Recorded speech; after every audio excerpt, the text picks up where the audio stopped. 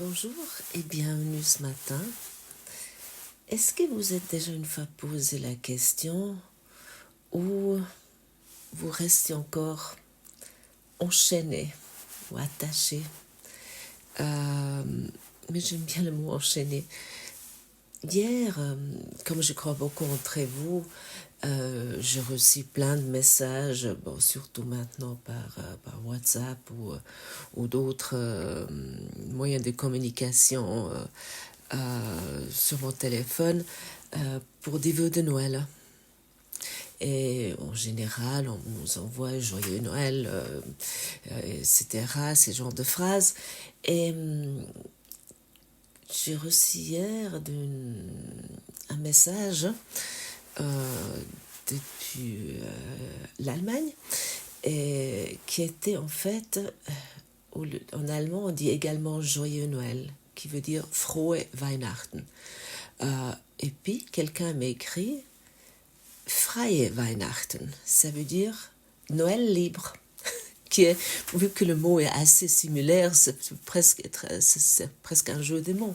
Mais la personne qui a envoyé ça n'est quelqu'un qui fait le cours au miracle. Et ça m'a donné, ça m'a donné cette réflexion, le Noël libre. Parce que le Christ est libre. Le Christ n'est pas enchaîné. Et j'ai eu une expérience hier qui a suivi de ça, ou qui a précédé plutôt de ça, qui m'a perturbée, on pourrait dire. Comme je vous ai déjà partagé il y a quelques temps, nous avons pris au mois de juillet 2 chatons dans un refuge pour animaux. Elles avaient à l'époque 2 mois et demi. Et entre-temps, elles étaient stérilisées.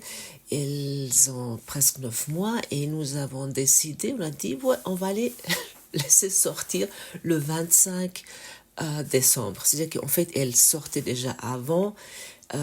D'abord sous surveillance lorsqu'elles étaient vraiment petites, et ensuite elles venaient de plus en plus indépendantes, et puis surtout après qu'elles étaient stérilisées, on les laissait sortir la journée, mais la nuit on les enfermait toujours. J'habite dans un endroit assez sauvage dans la nature, donc il peut y avoir des renards. Et maintenant, on a dit elles sont assez grandes pour qu'elles puissent sortir et rentrer par elles-mêmes par la chatière. Elles ont un chip, comme maintenant tous les chats qui sont passés par un vétérinaire, ou surtout ceux qui sont nés au refuge pour animaux, et ils leur mettent un chip qu'on peut programmer avec une chatière. Donc, nos chats, ils ont une pièce en fait à part, on peut dire, parce que notre maison, où l'habitation, en fait, il y a une partie où tout est ouverte. Je veux dire qu'il y a, à part les chambres à coucher, tout est ouvert. Donc, que ce soit du vestibule au salon, la salle à manger, tout est une seule espace quasiment. Enfin, il n'y a pas de porte. Et donc, de les laisser rentrer, surtout lorsqu'elles étaient plus petites, c'était impossible. Et puis, on a une pièce à part qui est sur la terrasse, et là on a une chatière, parce que nous avons déjà fait ça avec les chats précédents, et comme nous avons encore un autre qui a toujours eu cette habitude, donc il y a la chatière là, ils peuvent rentrer et sortir normalement dès qu'ils savent faire ça comme elles veulent. Ces chats. Et là, ils rentrent uniquement le soir ou de temps en temps le matin lorsque nous sommes là. Ils rentrent dans cet espace d'habitation où, comme ça, on voit lorsqu'elles commencent à devenir trop sauvages. Et donc, on a ouvert cette chatière des deux côtés. Et il y a deux chattes. Une, elle a directement compris, parce qu'on essaie déjà depuis un moment de les mettre dedans et de sortir, mais sans programmer la chatière. Puis l'autre qui voulait plus, elle voulait pas utiliser de chatière. Elle refusait totalement, elle était totalement angoissée, malgré qu'elle avait toute la liberté. Et c'était surtout cette chatte-là qui est normalement beaucoup plus aventureuse. Elle a l'air, elle est beaucoup plus grande, malgré que c'est des sœurs, elle a beaucoup plus de force, elle pèse presque 1 kilo de plus. Et c'était toujours elle qui était un peu la leader de ces deux. Mais impossible qu'elle sort et qu'elle rentre par cette chatière. On a fait plein d'exercices et elle s'est cachée, elle était totalement tétanisée. Et voilà, bon, ok, parce que normalement on laissait toujours jusqu'à présent la porte de cette pièce ouverte un petit peu pour qu'ils puissent sortir et rentrer par elles-mêmes la journée lorsqu'on n'était pas là et puis ce qu'elles faisaient. Et le soir, on les enfermait. Et puis là, ils ont toute la liberté, elles ne le veulent pas. Enfin, elle le veut, l'autre, elle ne la veut pas. Alors, elle a peur. Elle était vraiment totalement angoissée. Je voyais cette chatte qui se cachait, qui était vraiment perturbée. Et ça m'a ramené à cette histoire, à nouveau, à Noël libre. Le Christ est libre. Et en fait, je me suis dit, mais c'est quoi maintenant? Et combien de fois nous, ou moi, je me dis, j'ai toute la liberté, où nous nous plaignons tellement. Je veux la liberté, mais nous restons attachés à nos croyances, à nos soi-disant obligations, tout ce que nous racontons sans cesse, même si nous pouvons les lâcher. À nos greffes, nous restons enchaînés à tout ça. Et parce que nous pouvons être libres à chaque instant, notre esprit peut être libre à chaque instant. Et pourquoi nous faisons cela? Pourquoi nous restons attachés, enchaînés à nos anciens schémas, à nos anciennes croyances, à nos anciennes peurs? Pourquoi? Parce que nous avons peur de lorsque quelque chose est nouveau. Nous avons peur, est-ce que nous avons peur de la liberté? Parce que c'est l'inconnu. Nous avons peur parce que c'est quelque chose peut-être que nous n'avons encore jamais fait. Et bien sûr, nous pouvons rester éternellement dans cet état, dans ces croyances. Et pourquoi? Parce que nous avons peur de ne plus exister si nous faisons un pas de plus. Ou lorsque nous avons peur de ne plus être la victime. Et puis c'était assez marrant, je reviens encore sur cette chatte, c'était elle lorsque je l'enfermais, au début je l'enfermais lorsque je partais, elle grattait à cette chatière, je la voyais la tête contre la chatière, et là elle a la possibilité, elle veut pas. Et nous faisons exactement la même chose. Et est-ce que c'est aussi la peur qu'il n'y a plus personne qui nous pouvons rendre pour responsables ce qui nous arrive, parce que nous devons, nous pouvons enfin lâcher prise, nous devons lâcher prise, et au fond nous faisons aussi la même chose. Ça m'a amené aussi à cette réflexion, nous enchaînons aussi les autres à nous. Nous ne nous sentons pas qu'enchaînés aux autres. Ah, je suis une mère, je suis obligée de faire ça. Moi, je ne peux pas partir une semaine à un séminaire du cours en miracle parce que moi, j'ai autre chose à faire. J'ai des petits-enfants à garder. J'ai pas ci, j'ai pas ça, j'ai pas assez de moyens, etc. Nous nous enchaînons sans cesse à ces croyances. Et qu'ainsi, nous tenons les autres pour responsables. Mais nous enchaînons également les autres. Et lorsque nous laissons tout libre, nous lâchons tous ces gènes. Nous croyons peut-être que plus personne nous aime. Personne va se préoccuper de moi, se tourner vers moi. Et ainsi, lorsque je crois ça, j'attache mon entourage également. Et comment je fais ça? Je suis irremplaçable. Sans moi, rien roule. Sans moi, il n'y a plus rien qui fonctionne. Moi, je peux tout régler. Tous les problèmes. Je cours directement si quelqu'un a besoin de moi. Je sais comment résoudre tous les problèmes, comment sauver les autres. Mais qu'est-ce que je fais ainsi? Je me rends emprisonnée avec mon entourage. Je suis le prisonnier, le directeur de la prison, le gardien du prison, et j'ai la clé de la cellule. Et je me suis vraiment préoccupée avec ce thème, en fait. Parce que depuis mon enfance, je suis un combattant de la liberté. Peut-être vous connaissez le Che Guevara, ce combattant de liberté cubain, où il y avait dans les années 80 des posters de lui. Bien sûr, j'en avais un poster dans ma chambre, parce que c'était vraiment... Oui, j'étais un esprit, j'étais un esprit libre. Et j'ai choisi une famille qui m'a permis, en fait, cette liberté.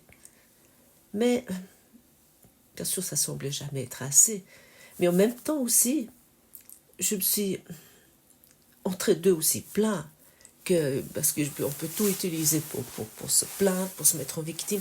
En fait, je peux tout faire, je peux faire beaucoup de choses que mes contemporains ou mes amis ne pouvaient pas faire, parce que je me suis dit, de toute façon, c'est égal ce que je fais, personne ne se préoccupe de moi, je ne suis pas aimée. Donc on peut tout utiliser comme ça. Et j'ai un peu compris plus tard quel amour j'avais, quelle confiance j'avais de mes parents. Ils m'ont fait confiance. Ils m'ont fait confiance que rien n'allait m'arriver et que tout allait être juste.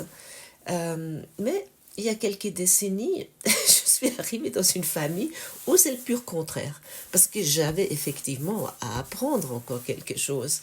Parce que cette idée, je vais être libre, est tellement fort en moi, mais ces versions égo.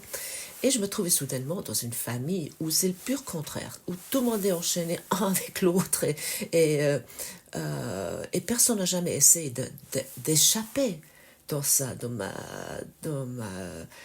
famille par alliance. Tout le monde est enchaîné un avec l'autre, tout le monde est dépendant de l'un de l'autre et qu'on s'approuve les uns les autres. Et moi, bien sûr, ça m'a pas du tout plu. Et bien sûr, du coup, j'étais la personne qui n'était pas très bienvenue parce que j'ai dérangé ça. J'ai soulevé soudainement quelque chose. Et ça a vraiment créé des énormes conflits. Bien sûr aussi, mes filles devraient se mettre dans ce système familial. Et je me suis battue, mais comme une louve, des années pour que ça n'ait pas lieu. Mais pourquoi j'ai fait ça? Parce que je voulais avoir raison. Moi, je savais ce que c'était la liberté. Il fallait qu'elles apprennent ça. Il fallait qu'elles soient comme moi, etc. Et moi, je sais ce qui est juste. Et là,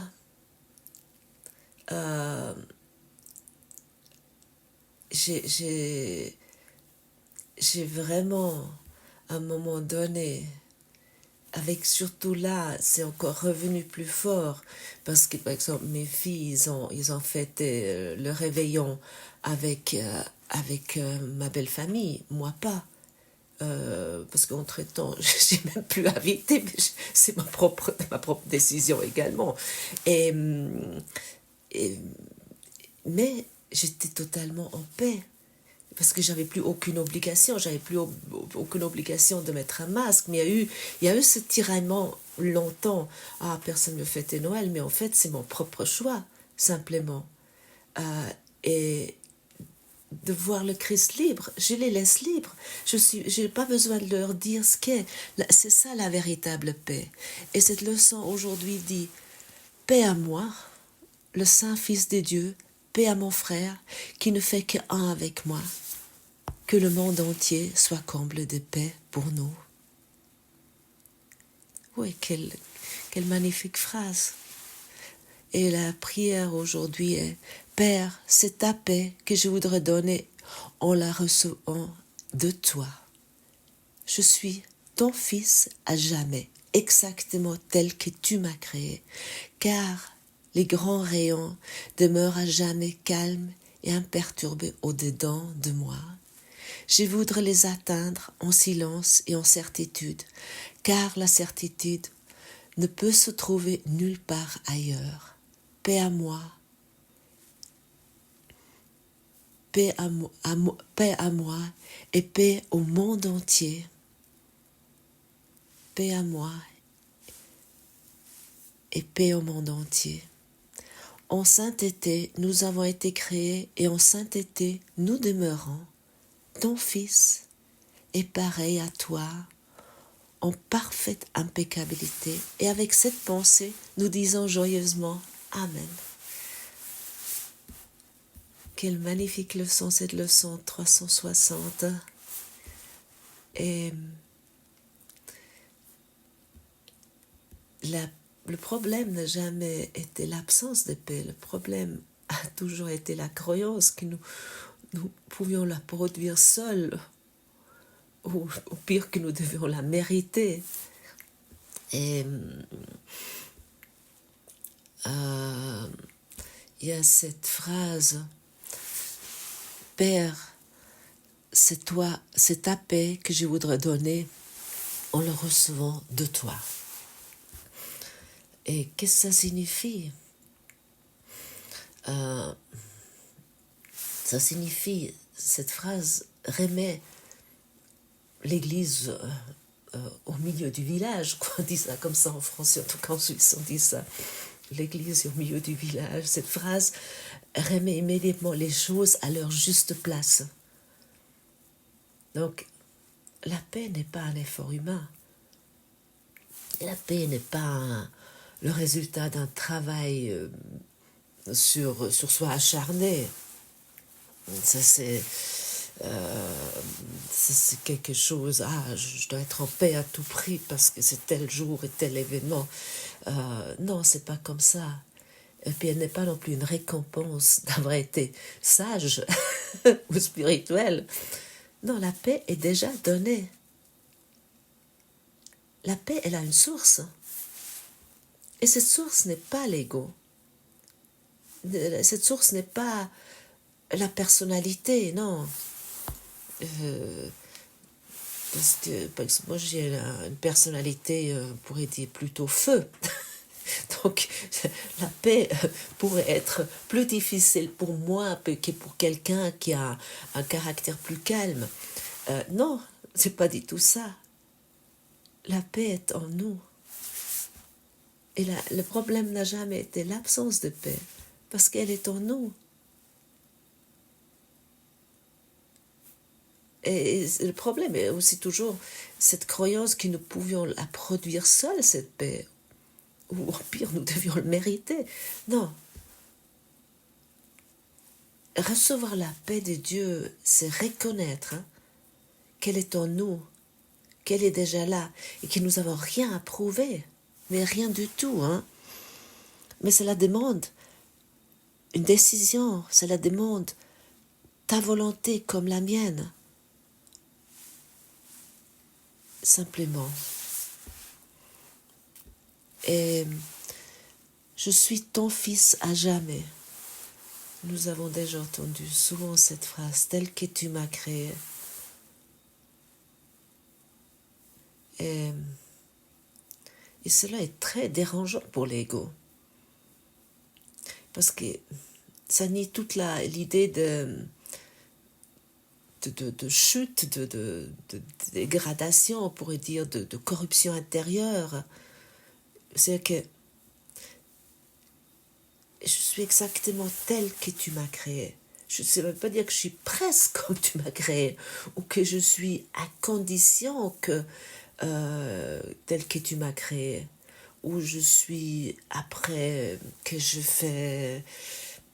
j'arrange mon entourage tel que tu m'as créé. Une fois que ma chatte sort par la chatière, ça tout ira bien. Non, je suis, et ça inclut tout, ça inclut y compris, je suis telle que tu m'as créé, je suis ton fils à jamais. Ça inclut pas que moi, parce que dans cette phrase, dans cette leçon, il dit paix à mon frère qui ne fait qu'un avec moi. Et ça inclut tout. Ça inclut aussi nos frères à quatre pattes. Ça inclut tout. Ça inclut les arbres autour de nous. Ça inclut chaque brindille d'herbe. Ça inclut tout. Dieu est partout et Dieu est dans tout ce que je vois. Il y a une leçon qui dit cela. Dieu est dans tout ce que je vois. Et ça c'est pas que les êtres humains ou ce que moi je juge que Dieu voit, non, du tout. Et les grands rayons demeurent calmes en moi. C'est quoi ces grands rayons?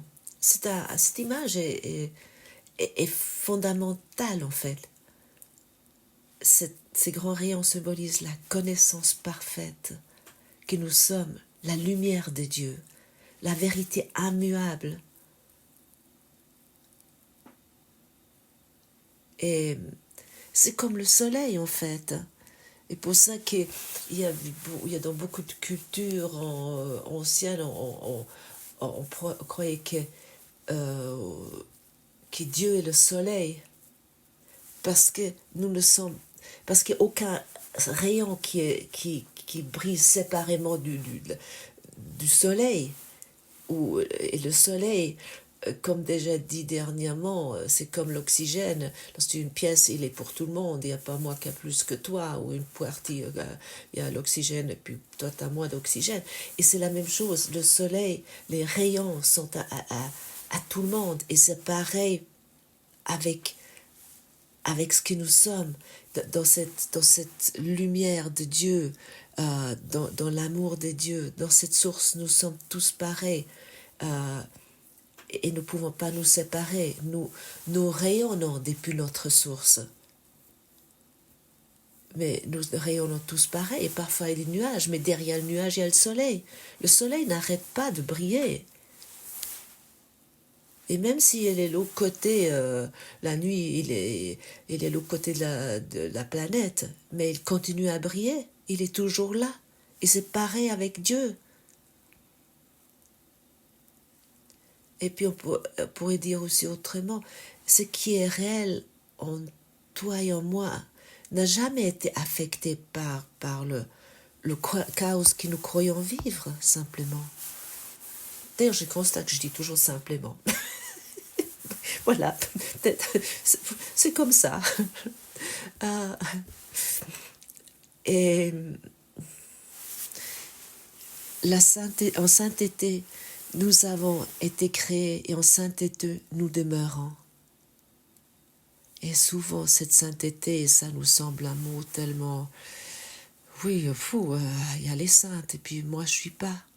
Mais acceptons une fois le Christ en nous. Acceptons le Christ en nous et notre frère.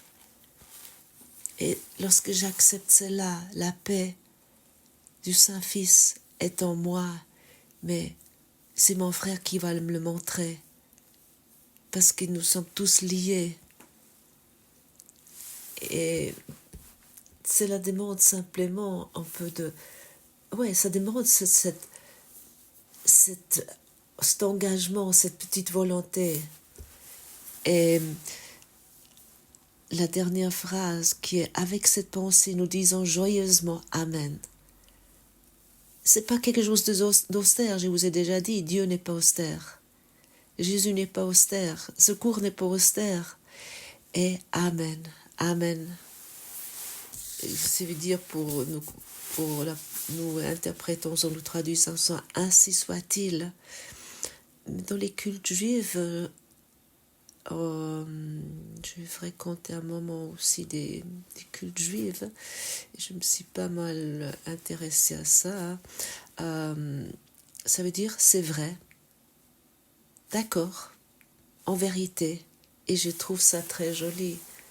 Oui, simplement c'est vrai, amen, c'est vrai, d'accord, je suis d'accord, je l'accepte. Donc il n'y a rien à faire de plus. Et aujourd'hui, nous voulons pratiquer avec joie la paix. Nous voulons la partager ensemble, nous voulons la reconnaître silencieusement en chaque frère, chaque être vivant. Donc ma sainteté, salue ta sainteté aujourd'hui. Merci d'avoir partagé ce moment avec moi et à demain.